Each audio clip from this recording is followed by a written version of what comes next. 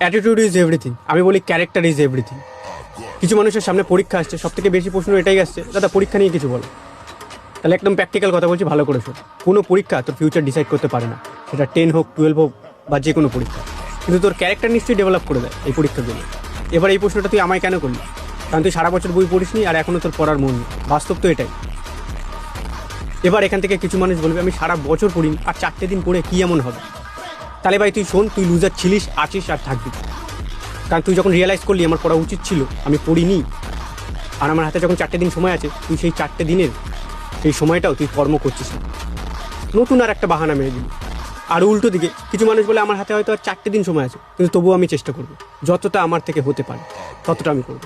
সামনে হয়তো আমি ফেলও হয়ে যেতে পারি, কিন্তু তবুও চেষ্টা করবো। আর তার এই ক্যারেক্টারটাই বড়োবেলাতেও দেখা যায়। সে ফেল হয় বড়োবেলাতে, কিন্তু চেষ্টা করে ফেল হয়। ঠিক সেভাবেই দেখবি ছোটোবেলায় অনেকে হার্ড ওয়ার্কিং করে, সে বড় হয়েও খেটেই বড় হয়। আর ছোটোবেলা থেকে এই যে তেলামো, তারপর পা চেটে, সে বড় হয়েও পা চেটেই বড় হয়। এখন তোর উপর নির্ভর করবে তুই তোর ভিতর কেমন ক্যারেক্টার ডেভেলপ করতে চাস, যে খেটে বড় হবে নাকি যে পা চেটে, এখন সেটা তোর উপর।